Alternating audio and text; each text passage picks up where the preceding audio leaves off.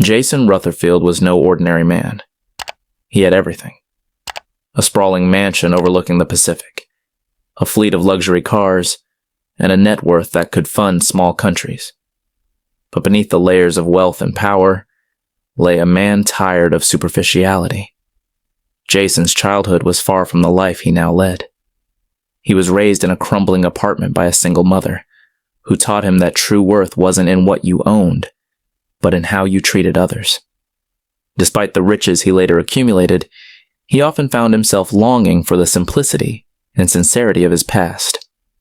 One evening, during a gathering at an elite social club, his closest friend, Daniel, a sharp-tongued venture capitalist, mocked Jason's constant complaints about shallow relationships. "You think love isn't about money? I bet you couldn't last a month without flashing your wealth," Daniel challenged. "In fact, I'll wager $1 million you can't make someone fall for you as an average guy." Jason laughed it off initially, but the idea lingered. He didn't need the money, but the challenge struck a nerve. The very next day, Jason decided to take on the bet.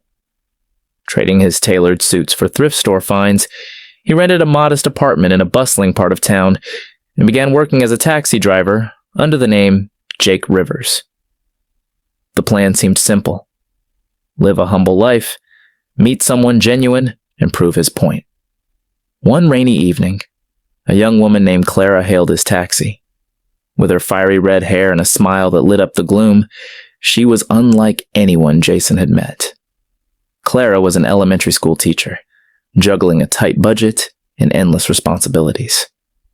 She chatted with Jason during the ride, her laughter filling the car as she shared her struggles and dreams. Jason, or rather Jake, felt an unusual warmth in her presence. Over the weeks, Jason found excuses to linger near Clara's neighborhood, hoping for another encounter. Fate seemed to favor him because they kept running into each other. Clara had a knack for noticing his kindness. The way he gave free rides to elderly passengers or went out of his way to help someone in need. She began to see Jake as more than just a taxi driver.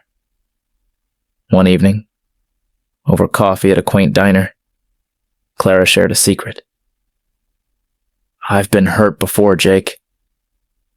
People always seem to have hidden agendas, and it's hard to trust anyone these days." Jason felt a pang of guilt, but pushed it aside. He assured himself it was all for a noble cause. But things took a complicated turn when an old acquaintance of Jason's spotted him in his taxi driver disguise. Victoria, a high society socialite who had once pursued Jason, approached him with a sly grin. "Interesting hobby you've picked up, Jason," she whispered. Jason panicked, brushing her off, but she wasn't one to be silenced easily. As Jason and Clara grew closer, Victoria began weaving her web of trouble. She accidentally bumped into Clara one day, pretending to be a concerned stranger. Dropping subtle hints, she planted seeds of doubt about Jake's honesty. "It's strange how he always avoids talking about his past, don't you think?" Victoria said. Clara's trust wavered, and Jason noticed the change in her demeanor. One night, Clara confronted him. "Jake, who are you, really? Why do I feel like you're hiding something?" Jason, caught between his growing feelings and the wager, hesitated. "Clara, I promise, everything I feel for you is real," he said, his voice trembling. But his half-truths only deepened her suspicions. Meanwhile, Daniel was watching from afar, amused by the unfolding drama. "Let's see if your noble experiment can survive the storm," he muttered to himself, preparing for the moment he could claim victory. Jason couldn't sleep that night. Clara's eyes, filled with doubt and hurt, haunted him. He realized that what started as a bet had turned into something far more real than he had ever anticipated.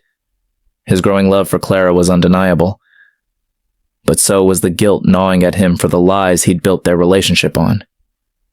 The wager, once a playful challenge, now felt like a weight threatening to crush everything. Determined to fix things, Jason decided he would come clean. He planned a small dinner at the diner where they had first truly connected. As he waited for Clara, rehearsing his confession, he couldn't shake the fear of losing her forever. But just as he was about to pour his heart out, Victoria appeared again, this time with Daniel in tow. "Quite the charming act you put on, Jason," Victoria sneered, loud enough for Clara, who had just walked in, to hear. Clara froze, her face a mix of confusion and betrayal. "Jason! Who's Jason?" she demanded, her voice cracking. Jason's heart sank. There was no turning back now. "Clara, I can explain," he began, but Victoria wasn't done. She relished the chaos, revealing Jason's true identity as a billionaire and the bet he had made. "He didn't fall for you. He was trying to win a game. It was never about you, sweetheart," she said, her words cutting like a blade. Clara's eyes filled with tears. "Is that true, Jake? Or should I call you Jason?" she asked, her voice trembling. Jason reached out to her, desperate to explain. "Clara, yes, I started this with a bet, but it stopped being about that a long time ago. I've fallen for you. Everything I feel is real," he pleaded. But Clara wasn't ready to listen. She turned and walked out, leaving Jason alone, his world crumbling around him. The days that followed were some of the darkest for Jason. He tried reaching out to Clara, but she wouldn't return his calls or texts. Her absence was unbearable, but it also gave him time to reflect. He realized that he had always feared people loving him for his money, yet he had done something far worse. He had lied to someone he loved. Meanwhile, Clara was battling her own storm of emotions. She couldn't deny the connection she felt with Jason, or Jake, as she still thought of him. But the betrayal was too much to ignore. One evening, she received a letter delivered to her doorstep. It was from Jason. Inside, he poured out his heart, confessing everything, his painful past, the bet, and how he had fallen in love with her despite himself. He ended the letter with a plea. "Meet me one last time. If you feel nothing, I'll walk away forever. But if there's even a small chance you feel the same, I'll spend the rest of my life proving that I'm worthy of your trust." Clara hesitated but decided to meet him. When she arrived, Jason was waiting for her at a local park.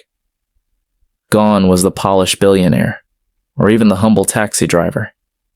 He stood there as just a man, vulnerable and sincere. "Why should I trust you again?" Clara asked, her voice steady but her eyes filled with emotion. Jason took a deep breath. "Because I've learned what truly matters, Clara. It's not about wealth or proving a point. It's about being honest and giving my all to the one person who makes me feel alive. I know I don't deserve your forgiveness, but I'm asking for it anyway." There was a long silence before Clara spoke. "You broke my trust, Jason. But if there's one thing I've learned, it's that love is messy and imperfect. I can't promise I'll forget, but maybe, just maybe, I can learn to forgive." Jason's heart leapt, but he knew better than to rush. "I'll spend every day earning that forgiveness," he said softly. As weeks turned into months, Jason proved his words with actions. He left behind his elaborate schemes and focused on building an honest relationship with Clara. They faced challenges, but with each one, their bond grew stronger. One evening, as they walked hand in hand through the same park where they had reconciled, Jason pulled out a simple, elegant ring. "Clara, I don't deserve you, but I promise to spend my life trying to. Will you marry me?" Clara smiled, tears streaming down her face. "Yes, Jason. But only if we promise to never keep secrets again." And with that, they embarked on a new journey, one built on trust, love, and the lessons they had learned together. The bet that began as a test of love had transformed into something far greater, a story of redemption, forgiveness, and the power of true connection.